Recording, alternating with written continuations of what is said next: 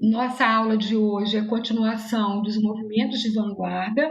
Nós estamos falando sobre o surrealismo, já falamos sobre Salvador Dalí, e agora nós iniciaremos com o artista René Magritte. E nossa aula está sendo gravada, é uma aula para o terceiro ano do ensino médio, ou terceira série. Então vamos lá, gente boa. Gente, saudade de ir para a escola, saudade de ver vocês, mas tudo bem. O Magritte, gente, lembrando que, deixa eu colocar a tela cheia que vai ficar mais bonitinho para nós. Espera aí, só um minuto.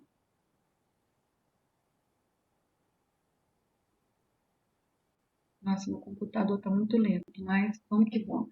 O Magritte, ele não é o mais importante, mas ele era o mais coerente, ele era o mais sábio, ele era a pessoa mais regrada, era o menos desmiolado, vamos dizer assim, de todos os impressionistas. Ele ficou casado a vida inteira com a mesma esposa, ele não era de ir para as farras, né, para os bares, igual aos outros surrealistas. Então, ele vai ser chamado pela elite artística de o ilusionista das artes. Por quê? Porque além dele ser uma pessoa muito coerente, muito concisa nas suas ideias, ele causava ilusão em todas as obras que ele fazia, falando isso até mesmo em função dessa obra que vocês estão vendo aí do lado, que se chama O Terapeuta, que eu vou falar dela agorinha. Então, René Magritte nasceu na Bélgica. Eu sempre falo que ele é francês por causa do nome dele, tá, gente? Mas é porque depois ele foi morar em Paris e ele ficou por lá o resto da vida dele.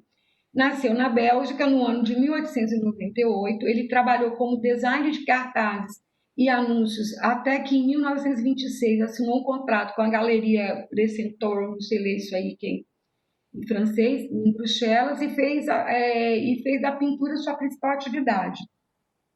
Ele mudou-se para Paris em 1927, onde começou a participar das atividades do grupo surrealista, tornando-se um dos mais expressivos nomes do movimento. Eu não coloquei aqui, mas anotem aí para depois vocês fixarem isso aí no tic-tac de vocês. Ele foi considerado um artista ilusionista, então ele é o ilusionista das artes, tá? Lembrem disso. Aí nessa obra aqui do lado, que se chama O Terapeuta, o que ele faz? É mais uma ilusão também. Ele coloca um pano, esse pano é como se a cabeça do terapeuta tivesse sumido, como se o terapeuta fosse um mágico que abrisse a mente dos seus pacientes através dessa porta aqui, ó, da gaiola, tá? A gaiola é como se fosse a mente do paciente dele aprisionado, e ele abre essa gaiola para que a mente tenha liberdade, e essa liberdade é representada pelos dois passarinhos que estão aqui. Essa bengala representa o apoio que o terapeuta dá, e aqui do lado, onde tem esse saco aqui no chão, representa toda a problemática que você tem, que você leva para o terapeuta, onde ele guarda todos os seus problemas, suas angústias, e não revela para ninguém. Então, essa simbiose de elementos na obra do Magritte, que é constante, é sempre através eu gosto também muito, o Filho do Homem, que eu vou mostrar daqui a pouco, é uma das obras dele que eu mais gosto. Do surrealismo, as obras dele são as obras que assim, eu mais me identifico. E aí, gente, tem aquela coisa que vai ser constante nas obras do Magritte, o mar aqui atrás, ó. Tá vendo? Ele sempre coloca o mar nas obras dele. Então vamos para frente. Essa daqui para mim é a obra dele mais fantástica, espetacular. Eu mostrei isso para vocês quando a gente estava falando com a Carla, né, nas obras da Carla. A mesma coisa, vamos lá, análise da obra do Magritte. O mar aqui atrás, esse muro que separa o homem do mar, tá? Que faz essa divisão entre o ser e o infinito. A maçã que tapa o rosto, mas que o filho do homem não tem nada a ver com Eva e Adão. Falei isso para vocês, nem com Eva nem com Adão. Essa maçã aqui, gente, ela tem o galinho, só para relembrar o que eu falei lá na aula da Carla, ela tem 4 folhas ligadas à maçã. A maçã vai representar o homem, e essas 4 folhas, os 4 elementos da terra, que é terra, ar, fogo e água, tá? Então, esses os 4 elementos representados aqui. O chapéu, que vai representar sempre a elegância e a soberania masculina, não que ele fosse machista, tá? Mas o homem sempre na sua elegância, o terno, e aquela coisa da mão que eu falei para vocês lá também. Essa mão direita dele, esse braço direito está normal, mas o braço esquerdo está virado para trás. Então, isso é o ilusionismo dele. Ele está sempre, é como se ele pintasse e fazendo charada. Você tem que interpretar tudo aquilo que ele está querendo que você descubra na obra dele. Você tem que ou descobrir ou interpretar. Esse cara, para mim, ele é fantástico. Aqui, ó, eu também gosto muito dessa obra. Ah, peraí que a Lila, gente, está esperando aqui para entrar para fazer a chamada de vocês. Vamos soltar a tia Lila. Tia Lila, seja bem-vinda. Aí, o falso espelho, o que significa? Ele vai brincar muito com isso. Essa obra dele, o falso espelho, ele vai falar exatamente daquela história do cachimbo que eu vou mostrar daqui a pouco, que nem tudo que você vê é o que é real. Então aqui o espelho está mostrando o céu, ó, o reflexo, o espelho é o olho humano, mostrando o reflexo do céu aqui no olho só com as nuvens, mas isso é um falso espelho. Por quê? Porque na realidade isso aqui é um olho humano. Então é o ilusionismo dele novamente aqui nessa obra. Então, falso espelho, ele brinca muito com o céu também, gente. Ele tem umas obras que ele mostra, por exemplo, ele coloca uma cortina meio aberta. Eu não achei essa obra para mostrar para vocês. E na cortina tem o reflexo também do céu, tem todas as nuvens, essas coisas todas. É muito legal. Então, falso espelho, mais uma vez o ilusionismo dele, e mostrando para a gente que nem tudo o que você pinta não é o objeto é lá, tá? O real é lá, o objeto. A obra de arte é uma mera reprodução daquilo que ele está vendo, então ela não é o objeto em si. Aí vamos lá, isso não é um cachimbo que fala tudo isso que eu acabei de falar para vocês e que eu falei na obra com a Carla. O cachimbo ele está representando a realidade, mas ele está questionando a concepção dela, isso que eu acabei de falar.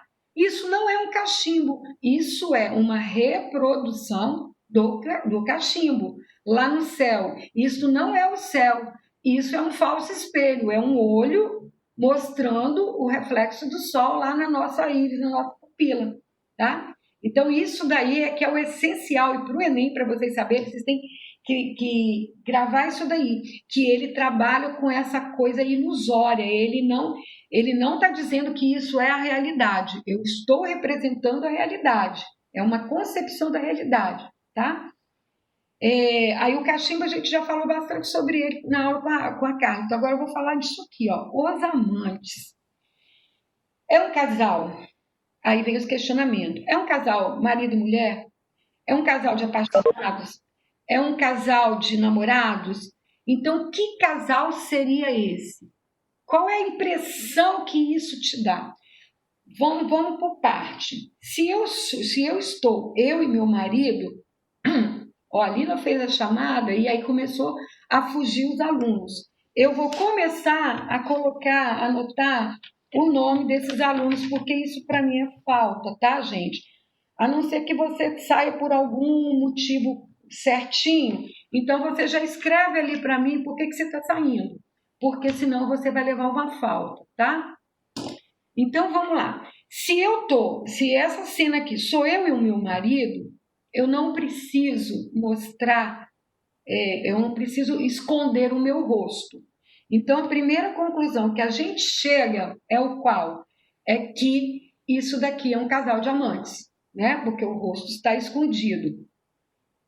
Outra coisa que a gente pode concluir daí, que por alguma forma, eles querem estar junto, mas eles não podem estar juntos. Outra coisa que o Magritte usa aqui, o vermelho que ele coloca aqui para dar equilíbrio à roupa da mulher, ele está usando uma cor que lembra o quê? O amor. E ele também vai usar o preto, que é uma cor neutra, mas que nesse caso aqui ela vai estar lembrando sombrio.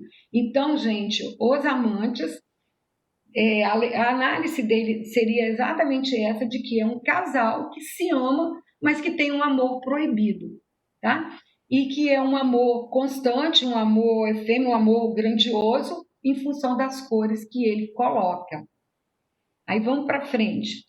Ontem, quando eu chamei vocês para a aula de hoje, eu não sei se todo mundo olha lá, mas eu sempre coloco uma piadinha lá na minha chamada.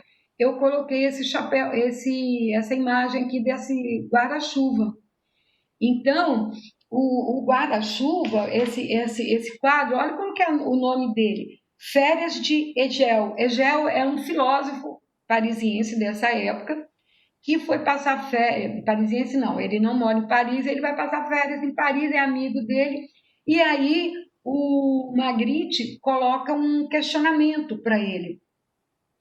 Ele põe uma problemática filosófica, então ele pede para que ele faça uma análise dessa obra, já que ele pintou em cima do guarda-chuva um copo que retém a água, que absorve a água, e ele colocou embaixo um guarda-chuva que repele a água. Então ele faz um contraponto de um copo d'água com um guarda-chuva. Um retém e o outro repele. E pede para que esse amigo dele aqui faça o questionamento em cima desse quadro. É como se eu chegasse para o Flávio e falasse assim: Flávio, eu quero que você faça uma análise global dessa imagem.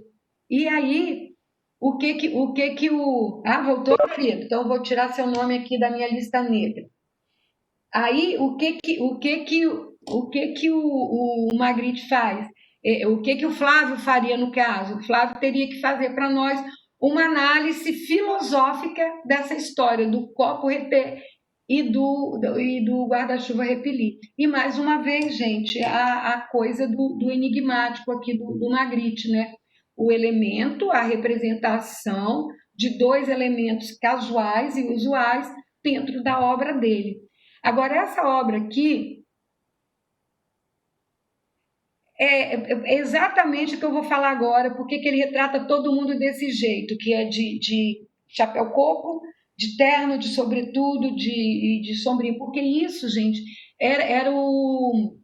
Imagina que isso aí é como se fosse o uniforme dos homens do início do século XX. Todo mundo é elegante, todos os homens são elegantes, e em Paris se usa muito, na Bélgica também, se usa muito chapéu coco. O chapéu coco é um ornamento, igual o boné de hoje, quase todas as obras dele, o filho do homem também está desse jeito, então, e é como ele se veste. Tá? O Magritte, o nome dessa obra é Golconda. Golconda é uma cidade da Índia que ela tinha muitas fábricas de diamante, né? de brilhante, de diamante. Então, a indústria de diamante da Índia, no início do século XX, era aí nessa cidade. Nessa não, só o nome da obra que é Golconda. Aí o que ele faz? Ele quer pintar essas casinhas que vocês estão vendo aqui, é a rua onde ele mora, então ele pinta todas as casinhas da rua onde ele mora, e ele pega e faz uma chuva de homens caindo na cidade. E esses homens são sempre todos iguais, e ele está querendo representar a facilidade que o homem tem de locomoção, de estar indo e vindo, sempre dentro da sua elegância, do seu patamar de homem, né? E o mais interessante é que essa pessoa que está... Isso, gente, não é pintura. Isso aqui ele fez uma fotografia e recortou alguns desses aqui, são fotografias desse único homem aqui, ó, que é um amigo dele, e é esse amigo dele aqui que dá esse nome aqui à obra, para essa obra representar riqueza, esplendor. Mas é aquela coisa que eu falei para vocês, cada um vai fazer a interpretação que quer disso. Por que é uma chuva de homem? Porque nessa época o capitalismo, o homem de negócio, tava, era a política do momento, né? Então, essa coisa do homem envolto com a indústria, com ser o patriarca da família, então o homem como se fosse o poder, por isso o Goldon, né, a riqueza, o poder, a centralização das coisas. E as obras de Magritte vão por aí, gente, sempre nesse estilo, cheio de enigmas e cheio de significância para o. E isso é surrealismo, né, gente? Então, por isso que ele. Ah, e outra coisa, vocês observaram como? Se não observaram, vão observar agora com o Tchabazinho. Olha como que ele coloca a perspectiva nesse quadro. Primeiro essa linha aqui com essa linha de cá. Mas os homenzinhos, ó, que estão lá no fundo são menores, porque o que está perto de mim é maior, o que está longe é menor dentro da perspectiva, e ele coloca a sombra desses homenzinhos menores nesse prédio que ele vai retratar aqui. Eu acho que para Enem essa aqui é uma obra que pode causar um grande prejuízo para vocês. Assim, pode ser uma obra que venha a acontecer, caso Magritte caia no Enem de vocês, porque ela é uma obra que dá muita reflexão, mas parte dessas reflexões vocês já sabem, tá bom? Não se preocupa com data, com nome, com artista, porque isso estará ou no texto ou aqui embaixo no rodapé da obra para vocês. O que vocês precisam saber é que Magritte é um surrealista, tá bom? Então vamos lá, para frente. Juan Miró, gente, eu sou apaixonada por Miró, não gosto das obras dele não, mas eu acho ele tão encantador, sabe, assim, pela... Não sei se é porque ele é espanhol, não sei se é porque ele estava sempre sorrindo. Eu fui na exposição dele lá no MoMA, assim, ô Miró, gosto tanto de você, mas suas obras eu não consigo gostar muito. Mas tudo bem, essa é a minha opinião. O Miró foi um escultor, pintor, gravurista e ceramista surrealista, nascido em 1893 na Catalunha. Catalunha, gente, é a região onde fica Barcelona. Assim como Dalí. Dalí era mais para cima. Eu não falei para isso não, que ele já morreu tem muito tempo. Eu só pensei e falei para mim mesmo. Aí, ele viveu por muito tempo em Paris, onde ele teve contato com tendências modernistas como Fauvismo e Dadaísmo. Se eu não me engano, quando eu entrei na faculdade, ele estava morrendo. Em 1977, 75, por aí assim. Eu acho, tenho certeza não. Porque eu lembro que eu estava fazendo artes e a primeira exposição de artes que eu fui foi no centro de artes da UFES e era obras de Miró. Foi a única vez que o Espírito Santo recebeu exposição de Miró. Na década de 1920, ele conheceu vários artistas surrealistas, como o próprio fundador do movimento André Breton. Lembrem que André Breton não era artista plástico, não era pintor. O André Breton, ele era o quê? Ele era um poeta, ele era escritor, tá? Então, André Breton não era um artista plástico, mas vivia no meio deles. Aliás, gente, pintor, escultor, poeta, escritor, eles viviam todos juntos, eles até hoje, né? É uma comunidade. E aí ele passou a adotar uma estética mais lúdica, cujos símbolos remetiam à fantasia. Então, é esse tipo de obra aqui, ó, que é a obra de Miró, que você também dá em interpretações. Dá para você ver que é um homem tocando uma guitarra e que tem um animal, aliás, vários animais no entorno dele. Aqui, ó, tem um cachorro aqui, isso aqui parece um gato, isso aqui também parece um gato. Uns outros bichinhos alienígenas aqui, meio alucinógenos, que eu vou falar por quê. E isso aqui seria a pessoa dentro de uma sala tocando uma guitarra ou um violão, tá? Então vamos lá para as obras. Carnaval de Arlequim, falei para vocês também na aula da Carla. Isso daqui é um quarto, nós temos aqui uma mesa, nós temos aqui uma janela que tem a lua ou o sol, e aí nós temos vários elementos alucinógenos. Vamos ver se alguém lembra por que esses elementos alucinógenos. Porque ele passava fome, ele ainda não tinha nome conceituado, e comida era uma coisa que, se ele não vendesse, ele não tinha como comer. Outros dizem que não, outros dizem que ele se colocava nesse estado aí de fome para poder ter essas alucinações. Gente, eu não acredito que uma pessoa... Aliás, até acredito, né, porque tem alguns artistas que são meio loucos, e pode ser muito bem o caso aí do Miró. Mas o Arlequim está aqui, gente, ó. Essa bolinha aqui é o rosto dele, o bigode dele. O Arlequim é uma figura do carnaval, não sei se vocês lembram disso. E a roupa do Arlequim, ela tem um monte de losangos. A roupa geralmente estão com losangos preto e branco. E eles estão aqui, ó, representados aqui nesse meiozinho. E tudo isso que vocês estão vendo aqui no entorno, com exceção dessa, isso aqui é uma escada, isso aqui seria um tamborete, um cubo para ele sentar aqui também.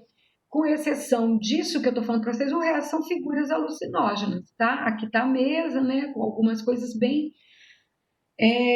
descontraídas. Agora, olha, isso aqui é necessário desenhar para fazer arte, sim. Porque se você não tem, ó, aqui tem notas musicais, aqui tem um violão, se você não tem a formação de linhas e formas e cores, você não consegue fazer um desenho conciso para você enxergar algumas coisas. Porque se eu, por exemplo, se você falar assim, faz um gatinho, eu vou fazer aquele gatinho, olha que eu sei desenhar. A bolinha em cima, a bolinha embaixo, as orelhinhas. Para eu desenhar um gatinho de verdade, eu vou ter que olhar. Então, eu acredito que para você desenhar, você tem que ter assim eu estou respondendo isso ao que o Samuel que perguntou aqui no chat, tá, gente? Mas aí, em função disso tudo, ele começa a fazer o seu próprio estilo. E, gente, vocês nunca mais esquecerão o Miró, porque toda vez que vocês virem bolinhas, ou seja, bolinhas pretas unidas por alguma linha, tá? Como se fosse um joguinho. Quando vocês virem asteriscos, vocês estão de cara com o Miró, ou uma releitura do Miró. Então, isso daqui é a característica primordial do Miró. Todas as obras de Miró terão cores primárias, poucas cores secundárias, tá? Preto, branco e muito, muito, muito grafismo. Isso daqui, na realidade, são grafismo, tá bom? Vamos lá. Isso daqui, gente, isso aqui é um mural. Isso foi pintado num muro, é praticamente um afresco, né? Mas aí a mesma coisa do Biró. Ele vai passar por uma fase onde ele vai fazer isso daqui dentro das figuras, ó. Personagem de pássaro. Tudo isso aqui são passarinhos, gente. Tudo passarinho. Então, são pássaros que ele pintou e ele vai fazer o quê? Ele vai pintar, vai fazer o cheio nessa pintura, porém o fundo vai continuar sempre com o grafismo que eu falei anteriormente para vocês, tá? Sorriso das asas flamejantes, gente. Provavelmente isso aqui é a cara do passarinho, seria uma simetria de dois pássaros, tá? Aqui, para cá um pássaro, para cá outro. Aqui seria o biquinho, esse grafismo aqui seria mais um passarinho. Então, são coisas que você tem que ir imaginando. Coisa de surrealista, coisa de sonho, tá? Max Ernst, esse aqui eu coloquei só mesmo porque ele também está lá no dadaísmo, mas é um cara que ele, se cair no Enem para vocês, vai cair como dadaísta e não como surrealista. Foi um pintor e um poeta alemão que se naturalizou norte-americano e depois francês. Foi viver na França em 1922, onde conheceu André Breton e ingressou no movimento surrealista, porque até então ele era dadaísta. Breton dizia que Ernest era o mais magnífico cérebro assombrado, e a gente vai ver isso daqui a pouco, do mundo das artes, pois ele dominava como pouco o conceito do surrealismo. Olha que o Salvador Dalí já ficou descartado pelo Breton, né? Ele acha que o Ernest é mais surrealista do que os outros, porque ele é mais doido na realidade. Ernest fugiu para os Estados Unidos durante a Segunda Guerra e só voltou à França em 1948, naturalizando-se francês. Vamos lá, é lógico, né? Eu acho que é por causa dessas obras sabe? Essa coisa, cidade com animais. A gente vê nitidamente as cidades aqui, uma roldana, um homem aqui que trabalha na roldana, uma mulher aqui que parece que está em cima de um telhado, porque o Max Ernst, ele vai reproduzir nas obras dele, igual o Chagall, que a gente vai ver daqui a pouco, muito essas coisas dos sonhos. Tá? Então, nós temos aqui ó, animais, um boi, acho que isso também parece um boi, um cavalo, uma coisa meio que de sonho mesmo, alienógena aqui, e a cidade aqui no fundo. Agora, o colorido dele é bonito. Essa obra aqui está lá no MoMA, ela é muito pequenininha, pequenininha demais. Você mal enxerga as coisas que ele colocou. Agora, isso aqui fica fora da obra, essa cerquinha, duas crianças ameaçadas por um roxinol. O roxinol está aqui, ó, bem pequenininho. Aí tem uma criança aqui que corre, outra criança aqui, um homem e uma mulher. Isso daqui também é fora, é na moldura da obra, como se fosse uma campainha, como se essa criança estivesse correndo para tocar a campainha e pedir socorro. E ao mesmo tempo ele coloca uma faca dentro dessa casa aqui, mas numa porta que está fechada, mas que a criança pode abrir e tirar a faca para matar o roxinol. Então, gente, ó, doideira, é bonito, pequenininho assim, deve ter a obra em si deve ter 20 centímetros, tem o tamanho do meu pau. Mas são coisas assim muito alucinógenas que eu, o meu humilde gosto de artista, tem gente que gosta, claro, não faz muito o meu gênero. E isso daqui, o Édipo Reis, que a Carla fez uma análise sensacional, que seria o Édipo, você já sabe, que se apaixona pela mãe e mata o pai, que seria a representação dos dois aqui. Essa linha, o chifre dele ligado a uma linha que sai fora do quadro e volta nessa arma que passa, né, fura os dedos, talvez significando o pecado. A Carla deu outros significados para isso, mas que talvez seja uma significância de uma coisa que não é bem vista, né, que é um proibido, um amor proibido, o amor fechado dentro dessa noz ou dessa castanha, dessa semente, que talvez ele não queira representar a fruta noz, mas sim a semente que não pode brotar, porque eles são pai e mãe, então não pode haver uma gestação, não pode ter filho, né? E tudo isso daí. Esse olho vermelho aqui, talvez porque depois o Édipo fura os olhos quando ele descobre, porque até então ele não sabe que a mãe dele é mãe dele, né, gente? Eu não gosto muito dessas histórias, mas é mais ou menos por aí a linhagem. Então, essa também é uma obra de Magritte. Marc Chagall, tem que acabar o surrealismo hoje, hein? Marc Chagall, nascido, não sei ler esse nome, Marc Chagall ele é russo. Ele foi um pintor, gravador e vitralista. Ele fez muitos vitrais no mesmo estilo dos vitrais da Antiguidade Gótica. Nasceu em uma família judaica humilde e de 10 filhos na cidade de Sudaí, na Rússia, no dia 7 de julho de 1887. Descobriu sua inclinação para a pintura ainda jovem, no ateliê de um famoso retratista em sua cidade natal. Esse cara vai ser muito fantástico, vocês vão ver para frente. Dando continuidade aos seus estudos em São Petersburgo. Em seguida, mudou-se para Paris, onde viveu de 1910 a 1914, período da Primeira Guerra Mundial. Em Paris, Chagall entrou em contato com as vanguardas modernistas e conheceu outros artistas, influenciado pelas vanguardas, especialmente pelo cubismo, surrealismo e o fauvismo. Nesse período, pinta suas mais importantes obras. Então, gente, ele vai ser considerado surrealista, mas ele tem, ó, característica de tudo isso daqui que a gente vai ver a seguir.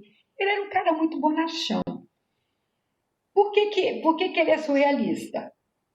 Isso aqui, ó, lembra um sonho. Ele está em Paris, isso aqui é como se fosse um autorretrato dele, mas ele vai lembrar da cidadezinha natal dele. Isso aqui é como se fosse a namorada que ele deixou lá, que depois a gente vai ver nessas obras aqui. As pessoas na Rússia, olha que a pessoa aqui, ela está bem nos trajes da Rússia, Ele é do interior, então uma pessoa que faz uma ordenha e um animal. Do lado de cá, sobre a cidade, é quando ele volta para a Rússia, ele casa com a namorada, leva a namorada para Paris e ele sonha. Ele sonha com a cidadezinha dele, que está aqui, a aldeia, nessas cores bem suaves, e ele e a namorada, ó, os dois sobrevoando a cidadezinha natal deles. Aqui também, ó, o soldado bebe, mas ele está bebendo chá, tá, gente? Então ele coloca o soldado russo que está dentro de uma taberna ou de um bar, né? Não sei como é que chamam, são bares em russo. A coisa que remete à dança, à alegria, a xícara de chá. E aqui o que é o nosso bule hoje, né? Como lá é muito frio, eles têm que ter sempre essa coisa aqui, ele tem é como se tivesse um fogareiro, para manter o chá quente. Então o soldado bebe, bem com cara de russo mesmo.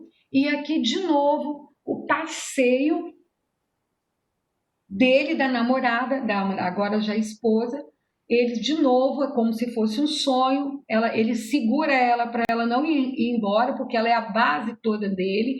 Isso aqui é como se fosse um autorretrato, parece muito com ele, isso aqui, tá? Isso aqui também com ela. E eles, nesse passeio por sobre a cidadezinha que eles nasceram lá na Rússia. Então, ele vai ser surrealista por causa dessa coisa do sonho. Mas se a gente olhar, olha aqui a cidadezinha todo no formato cubista, como se ele tivesse realmente dentro de um movimento cubista. Aqui também, gente, ó, essa imagem aqui, ela é tão cubista quanto a do cubismo analítico que a gente viu lá atrás, ó. É uma figura fragmentada. Então, por isso que ele também é considerado surrealista, porém com características de surrealista dentro do cubismo. Aí a gente vai para Frida Kahlo, que eu não vou falar muito dela, porque depois quando eu for dar aula para vocês sobre os artistas sul-americanos e norte-americanos, eu vou falar dela novamente. Mas a Frida Kahlo, ela não se julgava surrealista, tá? Ela não se achava surrealista não, mas ela foi enquadrada dentro do surrealismo. Nascida no México em 1907, ela começou na arte meio que por acaso. Filha de imigrantes alemães, seu pai pintava por hobby, quando ela sofreu um acidente que a aproximou da pintura, inicialmente como passatempo. Ela estava dentro de um bonde lá na cidade do México, o bonde bateu no caminhão, um ferro furou da virilha dela até aqui debaixo do peito, e ela ficou praticamente quase que 2 anos em cima de uma cama. Aí o pai dela pegou e comprou um cavalete de cama, um cavalete pequeno, muitas tintas, porque ele também gostava, ele era fotógrafo. Então, é horrível. Gente, tem um filme sobre a vida dela. Se vocês assistirem, e é um filme assim, eu passava também, mas não passo mais, porque ele tem cenas impróprias para menores de 18 anos e para o horário. Então, ela não pode ter filho, porque o ferro fura ela todinha. Na realidade, o ferro entra na vagina dela e sai aqui debaixo do peito. Então, ela sofreu muito, ela ficou deformada, ela teve que usar colete. Então, ela tem uma vida muito sofrida, tá? E aí, viveu uma vida sofrida por conta de problemas de saúde e de familiares. Quando André Breton qualificou sua obra de surrealista em um ensaio que escreveu para uma exposição de Frida em Nova York, ela mesma declarou mais tarde: pensavam que eu era uma surrealista, mas eu não era. Nunca pintei sonhos, pintava a minha própria realidade. Ela sofreu muito, gente. É muito legal se vocês puderem assistir o filme sobre a vida dela. Realmente, os quadros dela são assim. Tudo, ela foi. Esse aqui, ó, O Veado Ferido, foi quando ela foi casada com Diogo Rivera, e Diogo Rivera traía muito ela, e ela também tinha um lado meio que homossexual antes de conhecer o Diogo, que a família não aceitava. Então tá aqui, ó, as duas Fridas. A Frida, isso aqui, esse sangue aqui, ó, o que ela tira de todo o sofrimento do coração, que ela passa para Frida, que ela quer ser forte, enfrentando todas as barreiras, os preconceitos. É como se ela fizesse uma transfusão de uma que ela tinha que ser para aquela que ela verdadeiramente era, tá? Então são as duas Fridas. Mas é surrealista, né, gente? Porque imagina, coração exposto, tesoura, sangue, essas coisas assim meio que, né? Do outro lado, o veado ferido. O que, que vai acontecer aqui? Quando o Diogo Rivera trai a Frida, em uma das várias traições, não foi nenhuma, nem duas, nem três, ela se representa como São João Batista, porque ela era católica, que é o São Sebastião. São Sebastião, o santo que é todo flechado, amarrado numa árvore, todo flechado. E alguns dizem que isso aqui é só a quantidade de traições que ela conseguiu contar do marido. Não que o chifre representasse a galhada, porque ela era chifruda, porque ela traiu, porque isso aí não tem nada a ver com a cultura deles, tá? Porque ela representa uma cena de caça com animal que é comum nos Estados Unidos e nas florestas da América do Norte. Ela também vai viver um tempo nos Estados Unidos. Então, por isso, o Alce representando aqui. Porque se fosse uma artista brasileira, né, os machões, né, os homens vão logo, lá, a galhada na cabeça dela. Tem nada a ver, tá, gente? Então, o Alce ferido é o ferimento interior dela, tá? Aí, aqui no Brasil, graças a Deus deu tempo, aqui no Brasil nós temos como representante do surrealismo a nossa querida Tarsila do Amaral.